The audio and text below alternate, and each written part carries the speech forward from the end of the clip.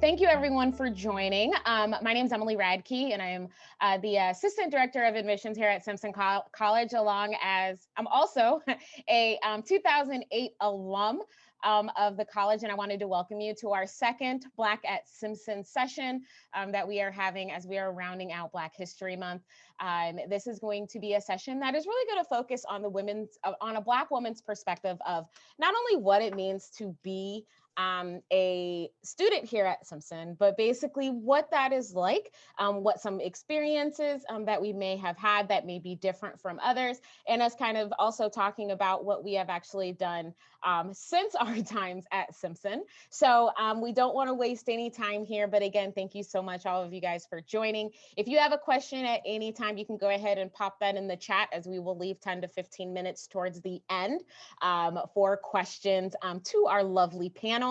And without further ado, let's go ahead and get into the presentation. So again, my name is Emili Radke, class of 2008. During my time here at Simpson, as I'm a Des Moines native, so I'm not from too far away, I was a journalism and mass communications major while I was here, and I also double minored in sociology and women's studies. I'm also, in addition to my duties in the admissions office, I'm also the staff advisor for the Black Student Union.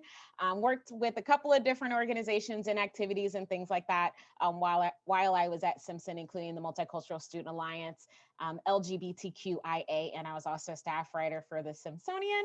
And I chose Simpson because it was close to home and it was a place that was small and I wouldn't be a number. And my favorite Simpson memory so far, even with me coming back after all these years, was graduation day. My dad is also a Simpson alum from the class of 1978, had to think about that for a second. And it was just awesome because I actually graduated 30 years to the day from him. So enough about me. I will go ahead and pass it off to Makisha to introduce herself. Thank you for that, Emily. My name is Mekisha Barnes. I am a 96 graduate of Simpson College, as you can see. I chose Simpson because it was beautiful, to be honest, and people were quite welcoming, and I hadn't had that experience necessarily on other campuses when I visited them. I visited multiple schools in some of different sizes and I could tell, okay, yes, I definitely need a smaller environment, and I don't, the way something feels or the way people approach me is very important. So that there's an instinctual feeling that I had when I was at Simpson. I thought, okay, this is my pace, this is my place. So this is good. This is a good match. So I have lots of great Simpson memories. I was part of the Simpson track team, so we did some traveling and had lots of great meets. I have met some good lifelong friends at Simpson. It's been a very important and foundational part of my adulthood. So I'm happy to be here. Awesome, thank you. And we will go ahead and pass it off to Adrian. Hello. Thank you for having me. As you can see, my name is Adrian Hawkins. I am a alum from the graduating class of 2014. I will be biased and say it was probably the best class. But ultimately, I'm originally from Denver, Colorado. I was born in Los Angeles, but I call myself a Denver native. That's all I know. That's home. And I received my bachelor's of arts in graphic design, and I minored in German.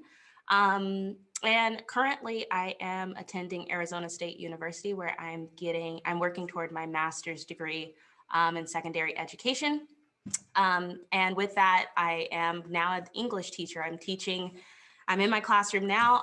I teach at University High School in Tolleson, Arizona. So if you're familiar with the Phoenix area, it's just outside of Phoenix.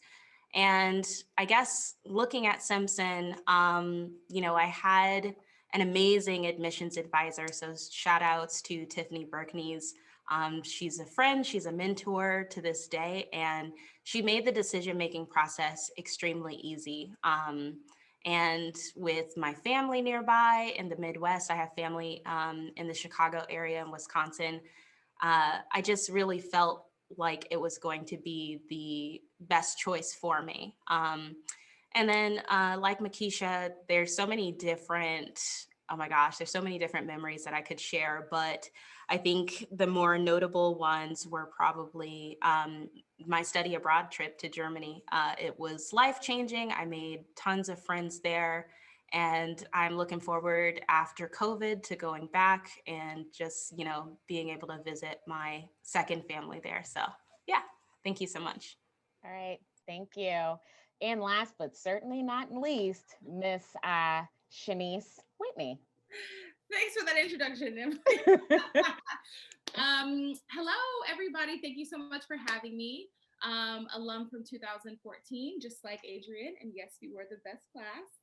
I chose Simpson because I'm from Kansas City and I didn't want to go somewhere too far. I wanted to stay close to family, but I also didn't want them to be able to just pop up on me randomly. So it was a nice mix of those things. And it was private, small, and I kind of wanted that feel. I didn't want to go to a huge school, so Simpson was perfect. I was involved in so many things at Simpson, all of the things, theater, MSA, student support services, randomly singing the anthem at sports games, lots of those things. And my favorite Simpson memory was probably I came back, I think it was 2017 in the fall for student support services trio. Marcia and Stephanie asked me to come back to Simpson to speak to some current trio students, and that was really awesome and kind of brought my experience full circle, and it was really cool to be able to be recognized and come back and share my wisdom with those students. So that was great. Awesome. Thank you, Shanice. All right. So we do have a little bit of an agenda. I think when we were kind of talking about this call in the session and what we wanted to do, an agenda was like the first thing that kind of flew out for all of us. So this is definitely right up all of our alleys. So we're going to go ahead and get into the panel right now. Again, there will be time for questions. So just make sure you put those in the chat. We'll talk a little bit just like about our experiences and things. And then kind of getting a little bit into the root of things, talking about intersectionality, basically what it means to not only be Black, but also female at a predominantly white institution. Again, I already said our experiences are a little different from everyone else's, so that'll be something that we will definitely touch on. We'll talk a little bit about microaggressions, what that means, what those are, and how that can kind of affect the day-to-day of a Black woman at Simpson. And then also, a few little nuggets of advice from our panel to current students, faculty, and staff. So since we already talked about our experiences, just a smidge, let's just go ahead and jump right on into intersectionality and what it means to be Black and female. So I know for myself and my experience, Simpson was hard. For those 4 years, academically very challenging, but at the same time, I wasn't an athlete. I didn't sing, but I was very vocal in class. I mean, I can sing, but you don't want that. So for you ladies, why don't you guys talk a little bit maybe about some of what those struggles were and kind of how that may have molded your day-to-day as students?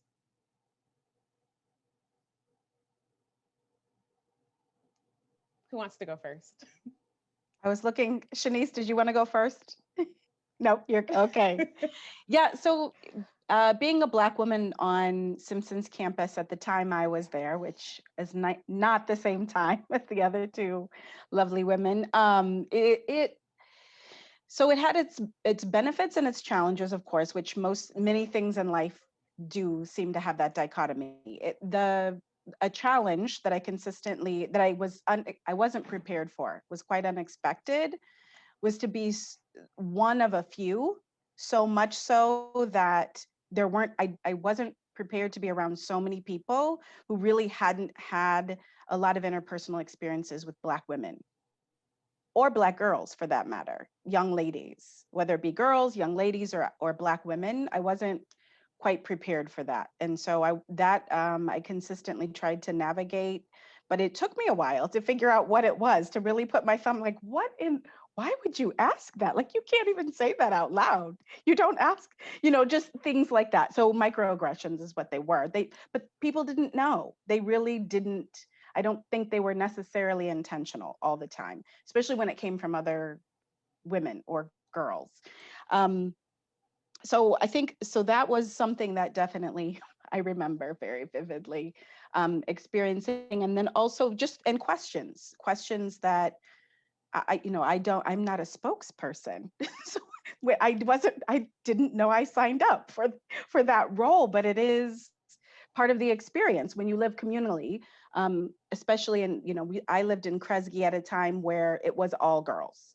And so it was great. We built community. You figure out who your people are and who your people are not, right? And that's what we do as humans, no matter our gender, identification, or race, you find out who your people are. And I had my squad, my group, my community, but then sometimes even in the group also, here I am being the representative of what it means to be a Black woman, because that's the frame of reference they had. And so trying to navigate that while also growing myself and finding my own voice and identity was definitely a challenge that my white counterparts and friends didn't necessarily have to navigate every day.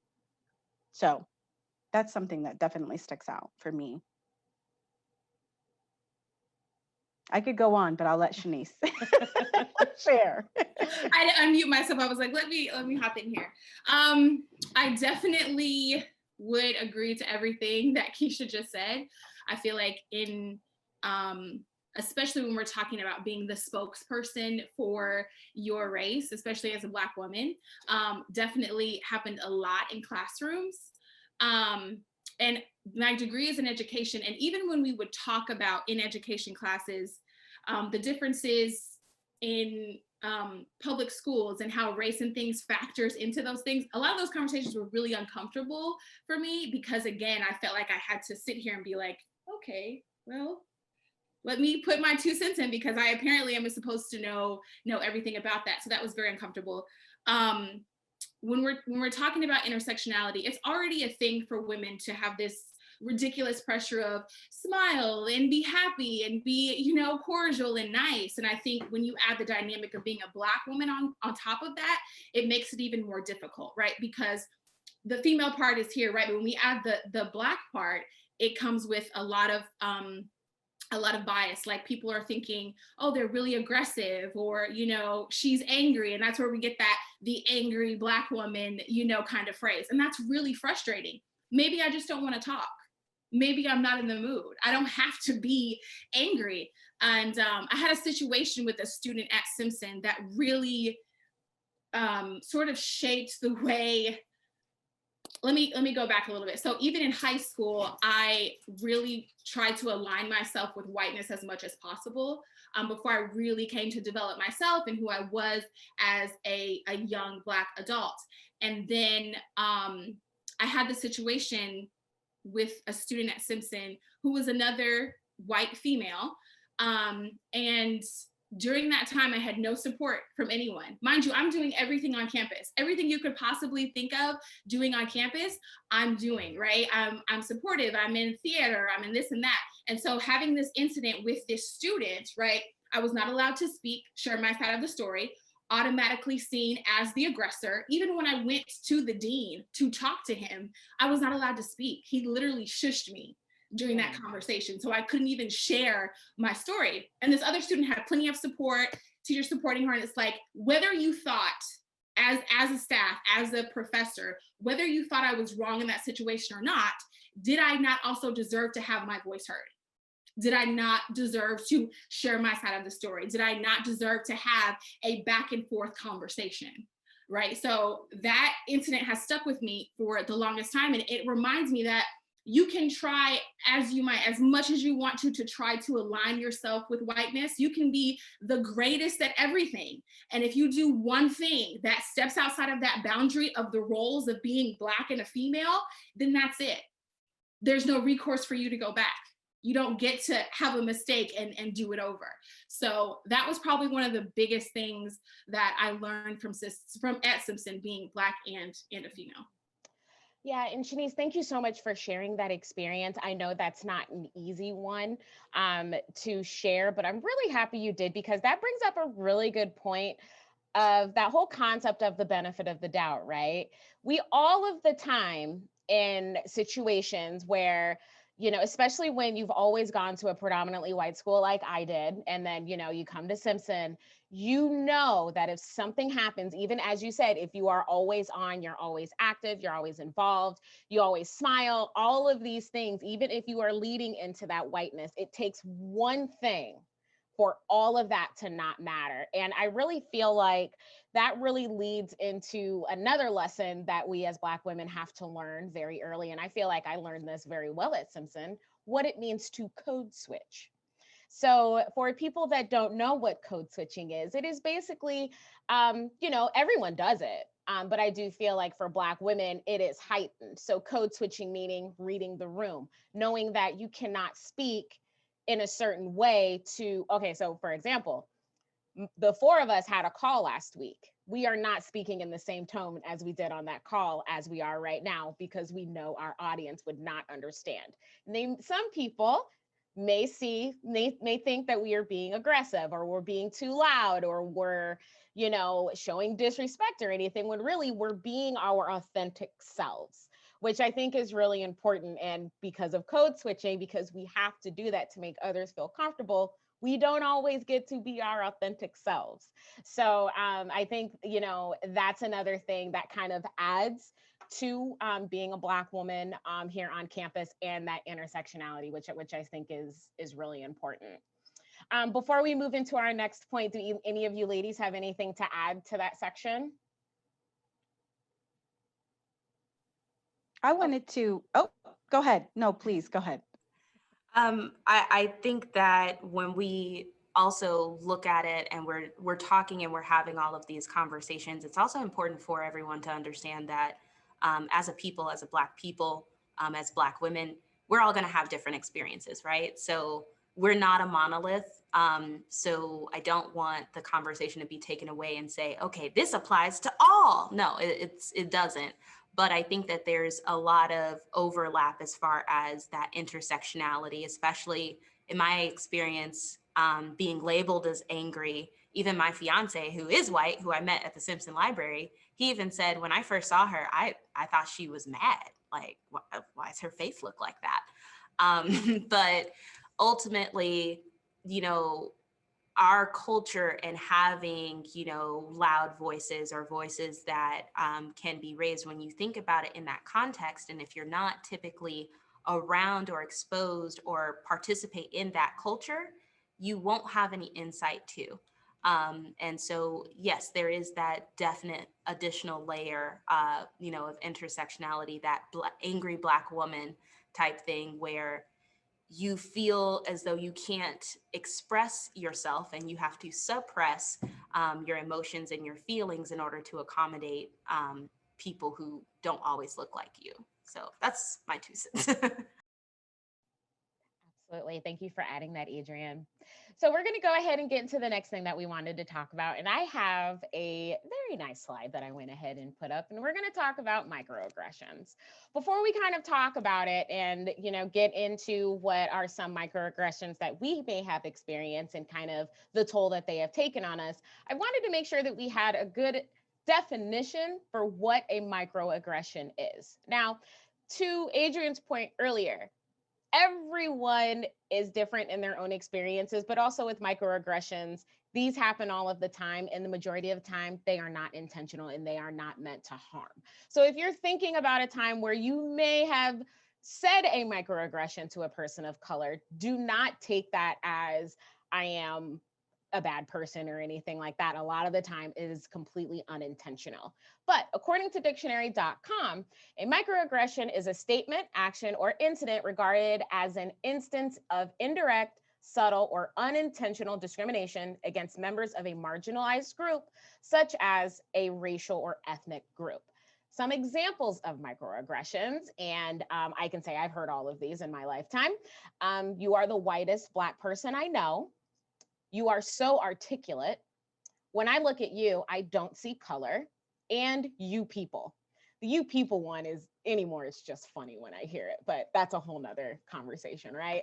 But when we see these things and when they're directed towards especially Black women on this campus, and I know in my experience, the thing that I always kind of keep thinking, especially, you know, during my time here, when I had people tell me that I was so articulate, part of me would take it as a compliment, but another part would take it as, okay, so you guys don't think I know how to speak? Am I dumb? So those were just kind of some of the emotions that kind of run through your head when you do hear those microaggressions. But as for just kind of talking about our Simpson experiences, I know Adrian had something that she wanted to share about her specific experience, and then we'll go into a little bit more dialogue on the topic. Yeah, so I think when we look at microaggressions, in my experience at least, I've had those instances where they're very subtle, and you have to really question: is this a compliment? Just like Emily was saying, is this a compliment, or is it a question of who I am and what my identity is? And I think that a lot of times when a microaggression definitely gets, I guess, called into question, it's usually because we experience these things externally. We get these common depictions of what a Black woman is, what she's supposed to be through media and through society's perception of us. So whenever there is that microaggression where somebody may have intended it in a nice way, you do internalize that and you're like, okay, is this something that I should be concerned about? And then there's also the overt instances. So like for me, looking back at my experiences, I've always had this voice. I'll use that as an example. I have a couple, but I've always had this voice. Even in my family, they tease me because of the way that I talk. I don't talk Black. And I hate saying that, but you know, it was always, okay, well, Adrian likes this type of thing, or Adrian doesn't really like what we like. And, you know, you kind of internalize that. And so when I went to college, coming from a predominantly Latino and Black high school, I had already been called Oreo. All of the names that you could think about, you know, that would allude to challenging my Blackness and my Black identity, I was already accustomed to. So by the time I got to college, I was like, well, nobody can tell me anything because I've already heard it all. But there was one instance, and I won't be too specific because I do care about this person, but he was a professor. And ultimately, I'm in class for the first time, and I'm having, you know, no idea what to expect. But as a Black person or any person of color will probably experience, you are the only chocolate chip in the cookie. So you are the only Black person in the room, and that's pretty obvious. And when you walk into a room, you're aware of that. And so as he was, you know, calling roll, getting everybody situated, and this was a German class specifically.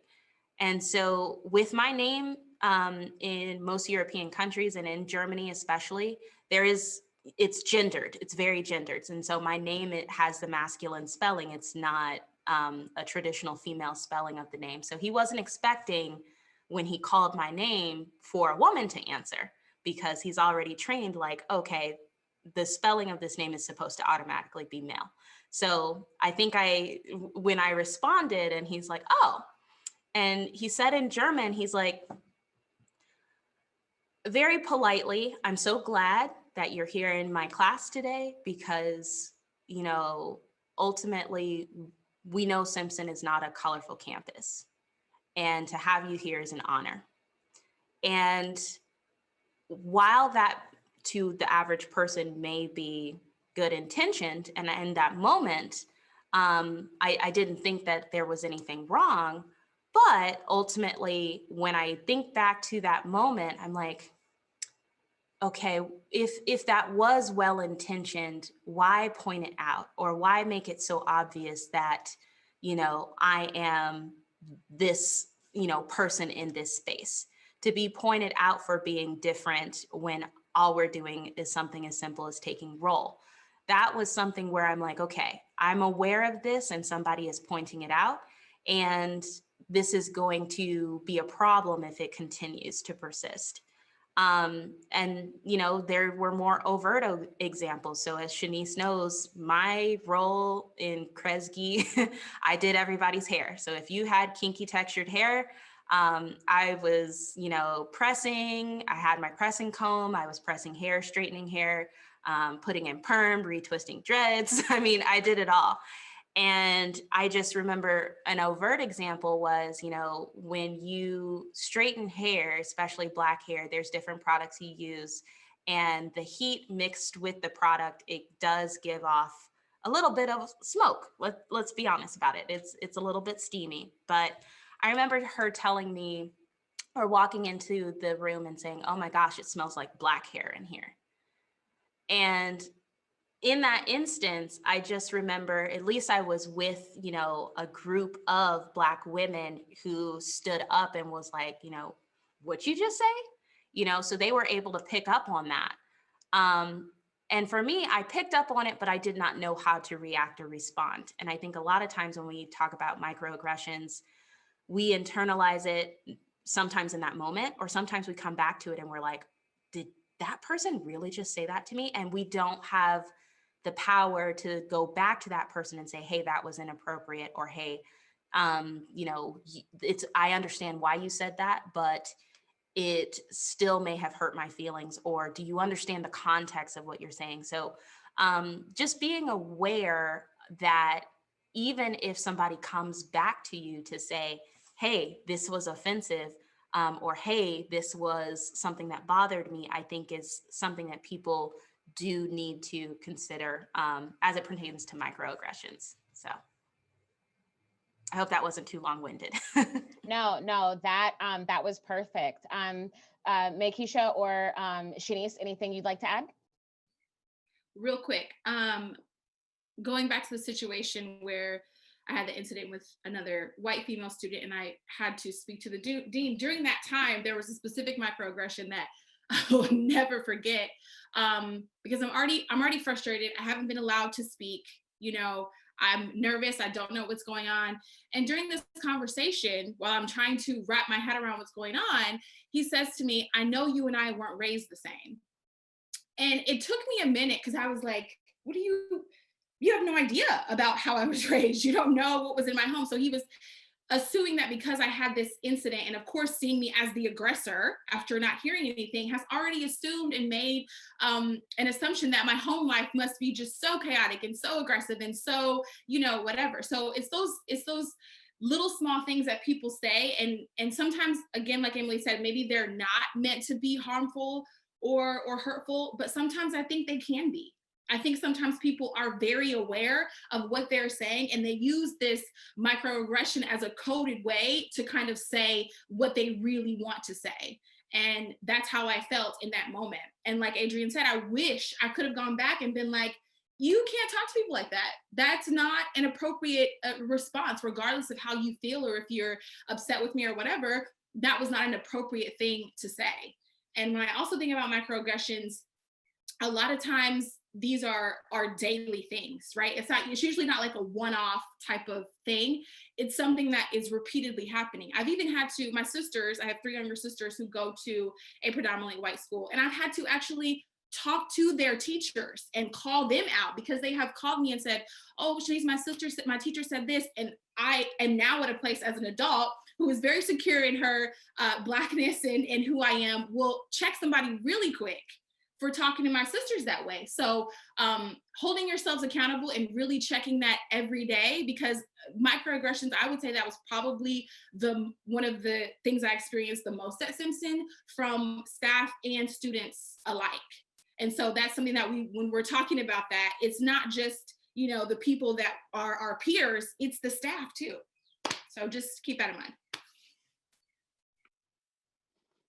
I agree. I just wanted to add that microaggressions come along a spectrum also. I want to be really clear about that they can, intentional or unintentional, they come at levels, if you will. And so something where you can place this as a Black person wherever you choose to place it, but "I want to touch your hair," or a comment the words are the words, the nonverbals and the tone are part of that also. So I think both Shanice and Adrian spoke specifically about tone and some of the nonverbal. So what your eyebrows are doing or your body is doing, or the tilt of your head or the lack of openness of your eyes speaks very specifically intent, which of course it's part of communication, which is multi-layered, and it isn't simple necessarily, specifically because we're talking about gender and race in this situation, because that's our experience, the intersectionality of being female, being a woman, and also being Black, but also to whoever's speaking to us. And it's not that simple, but something as simple as a comment, which can on its face seem very simple, to a derogatory term being used as though it is normed, you know? So a colored girl, I was called a colored girl. I will never forget that. I worked at a local store on the weekends and I thought, oh, people don't use that term any. Where have you been? It's 96, it's 94. We don't use that term. I don't know where have you been, but you know, a middle-aged white male, like, you should know better. You don't call people that. Also was called a pickaninny, you know. So I thought, oh, I really wasn't prepared for that one. I thought, well, okay, we have some beyond cultural competency work. That's just racist. And so those comments, although those I would say are medium to more towards the end of like out of control and racist, it is nuanced, and there's a range that I think is important to mention, and still experience those on a regular basis as a very much grown adult who works around educators, and mostly in my day, and am not always still prepared for it or ready. Absolutely. And thank you very much for all of you sharing those experiences. I almost jumped out of my chair when Mekisha said someone called her a pickaninny. Whew, okay. But just real quick, for everyone that's on, I just want to let you know we will run till 4:20. And if you haven't asked a question yet, please make sure you put that in the chat. So that's just kind of a program announcement here. But getting back to what you ladies just mentioned, I think the one thing that really spoke in hearing your stories, and I think this will lead into our advice portion, which will be next, is the fact that during these situations, you felt alone. I think that is something that a lot of people do not understand. I feel like for Shanice and Adrian, and also for Mekisha, and even for me, we had those few people that we could go to that would understand what it was like to be here, because they too were Black or of color. But in instances where you're being disciplined, where you have to defend yourself, when you really have to speak for and advocate for yourself at that age of 19, 20, 21, still feeling that you're all alone, I think is very, very big. And I know right now we are currently in this time where allyship is very important. But I feel like there's one way to be an ally, and there's another way to be a suppressor. So that's kind of where I kind of want to take our advice. And I guess I can just kind of go ahead and start with that, and then have each of you go ahead and follow up. And what I say, the difference between being and true ally and being a suppressor is, to me, an ally is someone that if you see something, say something. If you see that someone is being mistreated because of the color of their skin, or because of their sexual background, their sexual orientation, or whatever, you need to speak up. If you hear someone saying that type of microaggression, you need to speak up and say something.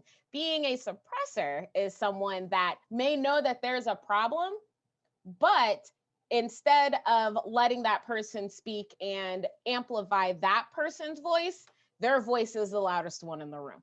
And I feel like that is something that I'm kind of seeing a little bit, and not just at Simpson. I am seeing it at Simpson a little bit, but I do feel like everything is an ebb and flow, and we are all learning how to essentially uplift Black voices. But I really think that if you do see something, or you see that someone is struggling, or, you know, there is a situation, I really think it's important, especially for white students, staff, and faculty on campus, to go to that person and not necessarily say, you know, oh, I know how you feel, but how can I help? Tell me what is going on. Be that ear, because I can tell you right now, 10 out of 10 times when I am going through something, I don't want to voice my concerns to immediately hear something back. I just need to know that you're listening. And I feel like a lot of our students, a lot of people of color that are going through various different things, specifically Black students, even on this campus, that's where we are right now. It's, I need you to hear me, not necessarily to speak over me, if that makes sense. So I will say that that is my piece of advice, but you don't want to hear from me. You guys want to hear from our panel. So Adrian, why don't you go ahead and start us off with that advice piece to our students, staff, and faculty. And again, if you have a question, make sure you put it in the chat. Yeah, I think that you kind of hit the nail on the head as it pertains to allyship. And understanding that it's okay to not always know the best approach, but to give people space to be heard. So one of the things that stood out to me, what you were mentioning, is you know, that feeling of being alone. And I kind of compare that to not just my Blackness, but my womanness. If I get assaulted or accosted on the street, and I, you know, take my grievances to the police and I say, this is what happened to me. If I'm met with, well, what were you doing? Or why didn't you, you know, make sure that you had people around you? Or why were you wearing that? Those are the same equivalencies that you feel as a Black person when you get pulled over and you say, well, what did you say to the police officer? Well, you know, did you have your hands on the steering wheel? Or, you know, if you were having a conversation with somebody on the street, well, why were you yelling? And these are not things that, what I'm trying to get at is, as a woman, I should not have to assume the risk for just my existence. And as a Black person, I should not have to assume that risk because I'm Black. I cannot control those two things. And so with that, just a basic understanding that if you have no instance of, or if you don't know what that feels like, especially as, you know, if you're not a Black person, at least you can look to, maybe you have a disability, maybe, you know, in that experience, you've been treated a certain way. As a woman, especially, you should know what that feels like. And so when we are creating spaces, especially, I'm so happy now that we do have a BSU, because we didn't have a Black student union. There was like 16 of us. So how? And so when I look at that and allyship, and creating these spaces, there are spaces for allies to come and participate, but sometimes just understand we need to be heard. We need our own space, and sometimes we need you. So there's going to be times you're not going to be invited to the barbecue. We're not going to have you in this conversation, because this is a safe space where we can be vulnerable, where we can share our grievances. Just like if I went to the Women's Resource Center, I did the same thing. And then there's times where I may request you to step up and say something. And you have to be willing to acknowledge, okay, I have this level of privilege that I'm able to use to advocate for someone else when they can't. So, I'm sorry. That's our school bell. Okay. So I'll kind of wrap it up, but you know, just kind of thinking of when it's appropriate to step in certain spaces, and when it's appropriate to acknowledge that you can say something. I even carry that in my own relationship. I'm in an interracial relationship with a white man. There are certain things he cannot say. There are certain spaces he cannot come into, and there are certain things that he can't comment on. And we as a couple, we understand that, and we have that understanding, and I give him his space, he gives me my space. But there's going to be times where I need to be vulnerable with him. I need him to step in for me. I need him to come to the doctor with me and be my advocate. I need for him to tell his family that telling a chitlin joke is not appropriate. I need those people to be in my corner, but to also let me be when I need to be vulnerable with my own people. So I'll leave you guys with that. All right, thanks, Adrian. Shanice? Okay, advice, final thoughts, wrapping up.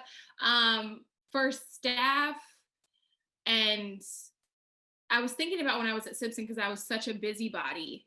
We did these panel discussions where we had all women.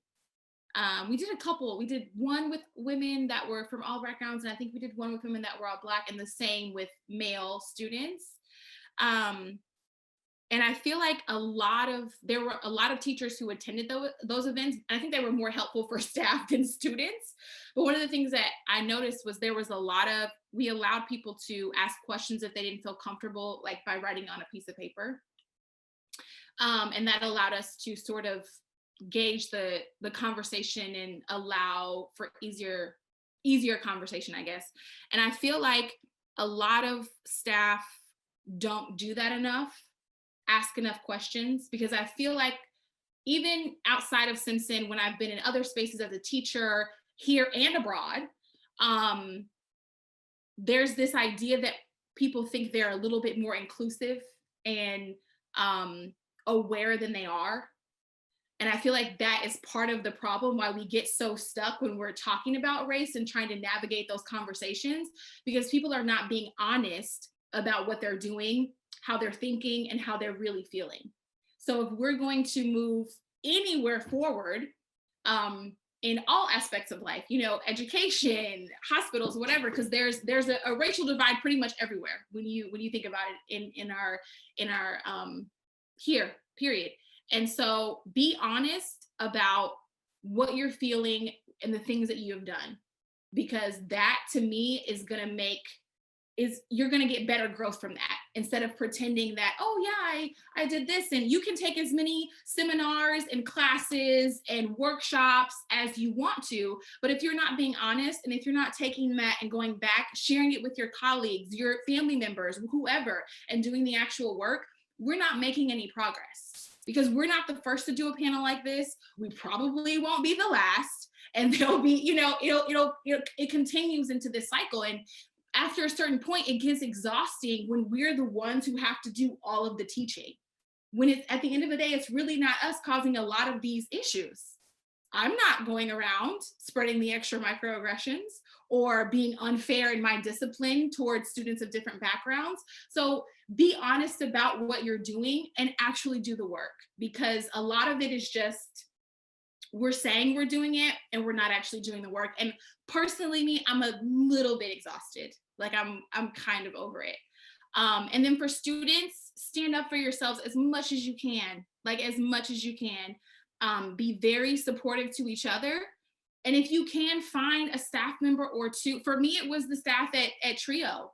Stephanie and Marcia were my saving graces at Simpson. Yeah, Adrian's over there. Yes, to be honest, and because I felt really comfortable with them. So find your one or two staff people that you feel like, hey, they'll listen to me, they'll talk to me, they make me feel comfortable, and make sure you're building that relationship. Because I still am very close to Stephanie and Marcia to this day. So staff, be honest, be real, and students, find your staff and support each other as much as you can. Yes, absolutely. Well said, Shanice. Thank you. And last but not least, Makisha. Thank you. My advice is similar to Shanice's, really specifically. I would say for those who have institutional and personal professional power to make actual change, those responsible for policy and practice, structure and resource allocation at a systematic level as a system, some decisions will have already been discussed and made, and that will have to continue to be part of the process for actual tangible change at Simpson and every other institution like Simpson across our country. So there's a structural implication for it that cannot be avoided. I think people are aware, but I think sometimes we get wrapped up in the practice of whether listening or we call it activity mania. Well, we're doing this and we're doing that and we're doing this. We do that at school. We do that at lots of educational institutions. Yeah, but really, what was the impact? How do you measure that? What kinds of data did you use to decide whether that was effective? What was your goal? So, and how does that align with the strategic planning of the institution? So I would say for those in power for policy, practice, and structure, for tangible change, centering voices of students of color, of faculty of color, is important.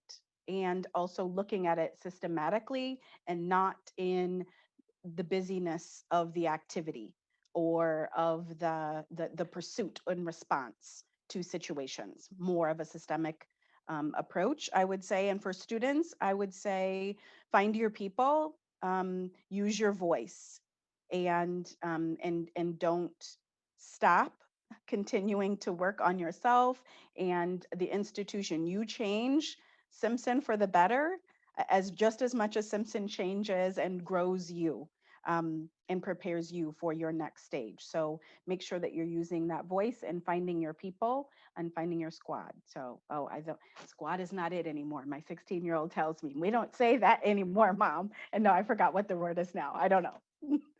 Your people, find your people. I can't keep up, not at all. All right, thank you so much, ladies. So we do have a couple of questions. Unfortunately, we won't be able to get into everything as we have about 12 minutes, but we did have an alumni comment here, Brittany McMichael from the class of 2008. I've known her since middle school. Her comment was, just wanted to express how awesome this panel was today. Thank you for being so open and honest. I am from the class of 2008 with Emily and was able to relate so much to being the spokesperson for Black people at times during my time there. Wonderful job here, ladies. So thank you very much for that commentary, Brittany. And then we do have a student question here. I'm from Cassie Redditch from St. Louis. The question is, and please feel free, whoever wants to answer. In the past few weeks, BSU has had a lot of conversations about how to protect feelings, emotions, intellect from disruptions of racism in our lives. How do you ladies navigate the world trying to be an activist and enact change and protecting yourself while facing problems of being Black and women? That's a great question. It is. That's a deep question. Yes. It's a very deep one. I would say in my work, so many things are part of my personal purpose, I do believe. And I think understanding what I didn't understand as a 19-year-old and I didn't understand as a 30-year-old is that my sphere of influence is quite great. However, responsibility doesn't just lie, and Shanice was just talking about this, doesn't just lie with me. It isn't just my job to do the work. And you recognize, I think it's important to recognize what you were saying also, Emily, is that is someone a suppressor, an ally, or a co-conspirator with you? Allies are great. Suppressor, it's very clear to see who are suppressors and oppressors, and then also look for your co-conspirators because it's a shared work and there's an interchange and a dialogue that happens. And we can't do it all. So the Black woman, superwoman thing is not real. It is a fallacy. As a woman, we learn that. And as Black women, we definitely learn that in a very specific way. Find your people. Again, I know it sounds repetitive, but look for your co-conspirators to share the work and share your space, protect your space and protect yourself. It's not your responsibility to do it all or do so much, and also help other people feel good about it. Gender inequity, racism, these are not things that we invented, nor necessarily your co-conspirators, allies, or oppressors. However, it is our job to use our voice and do the work. So that's what I would say. That's what I would share from my learning. All right. Awesome. Thank you very much for that. We have another question. Let's see, from Jesse Wilcox. Sometimes I feel like our students of color are asked to do too much at Simpson.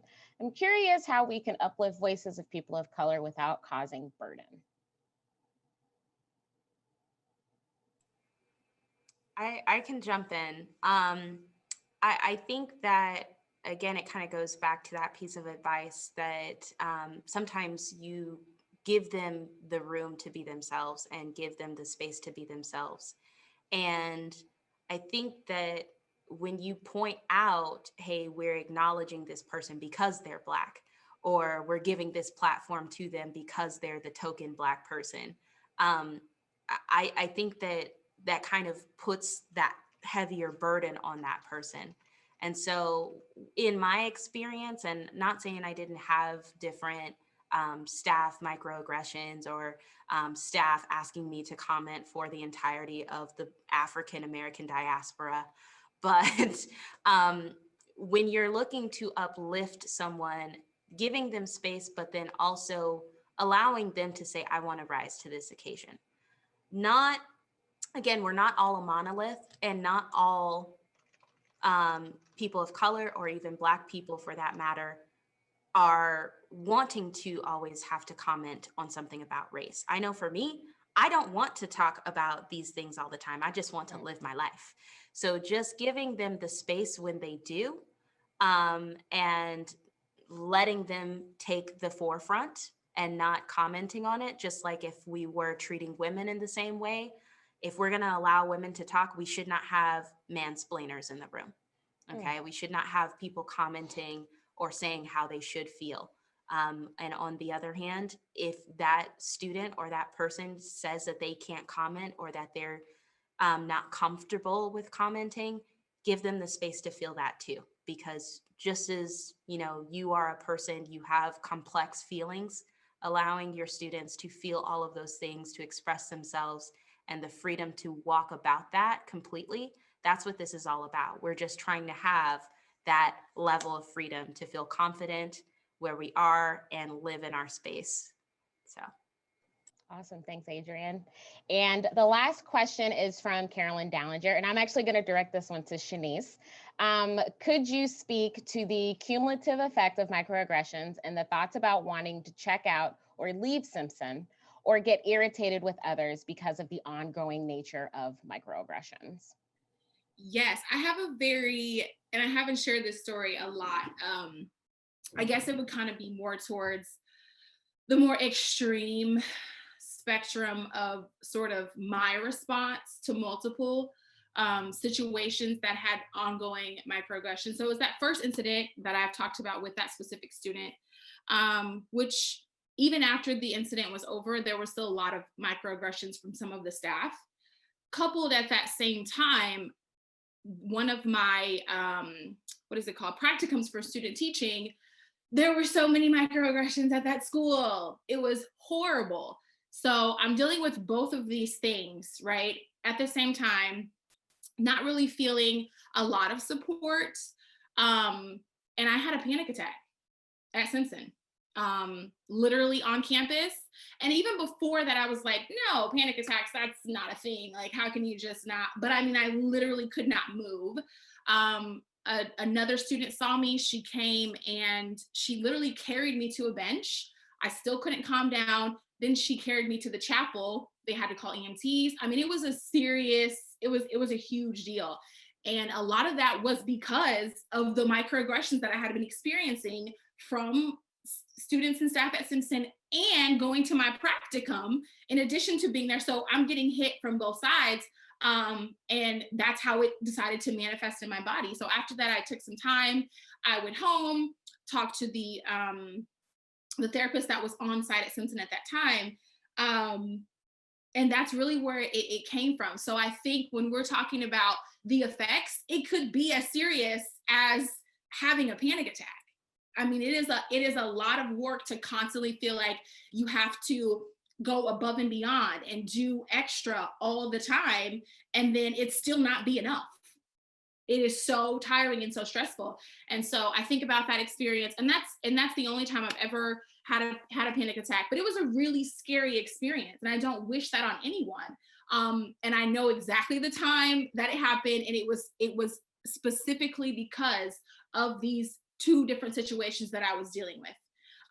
So, and I'm sure it could be, you know, not as intense as having a panic attack, but just think about what that leaves, right? Like how big that spectrum is then from on my end having a panic attack. There's so much in between that we experience on a daily basis, and how that chooses to manifest itself. So that's why you really got to think about and do the work, because this affects us more than just me being irritated in the class, right? It's affecting my health at this point. So that's my 2 cents on that. Yeah, thank you, Shanice. And I think just to kind of add to that point, and then we'll go ahead and wrap up for the day. There was a question Cassie had asked, who is from Kansas City, not St. Louis. Just want to make sure I corrected myself. You know, asking about how to protect yourself, and I feel like we've all kind of talked about that a little bit, especially from those microaggressions, because we have all kind of talked about how those microaggressions, they stay with us.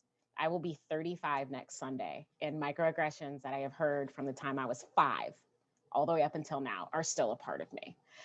So I really think that that's why it's really important to have these conversations and to understand not only the mental aspect, but also what it could potentially have on your physical, to Shanice's point.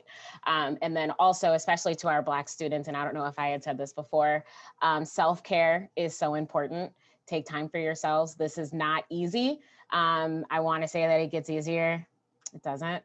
But the good thing is that the older you do get, the more people you can reach out to, the more help you can get. And if that means that, you know, you do what I do and I go home and sit and read for 4 hours and not deal with anything in the outside world, then that's just what it means for you to hold your own sanity during these times, because we all can agree that it is hard. But the good thing is that I feel like Simpson is a community, and I know we all definitely can probably agree to this, where Simpson can rise up to the challenge and make sure that we are supporting our Black students, and especially our Black female students.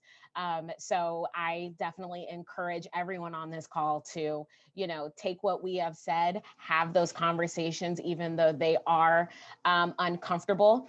I'm hoping to get some type of communication sent out to everyone where you have all of our emails, so that way you can definitely get in touch with us, and we'd be more than happy to join different conversations. Again, I'd like to thank my beautiful panel for joining, Miss Mekisha Barnes, 96, Shanice Whitney, 14. I almost said 94, not even close. And of course, Adrian Hawkins, we were from like 2. 14. I know, right? Don't remind me. I was like, we're not going to go there. We're not going there. So other than that, this will not be the last of our Black at Simpson sessions. We will have a couple of more coming up. I want to thank Seth Anderson, Jody Eubank, and Kate Lazarth for putting all of this together and working with me, as well as our marketing department for those lovely posters that they were able to put up, not only around campus, but also on social media. If you're interested in learning more also about the Simpson College Black Alumni Association, which is a new group that we have that I've been working with our Black alumni along with Andy English on, please feel free to email me anytime. We will be having another meeting coming soon. And again, have those conversations. Thank you everyone for joining, and I hope everybody has a wonderful and blessed afternoon.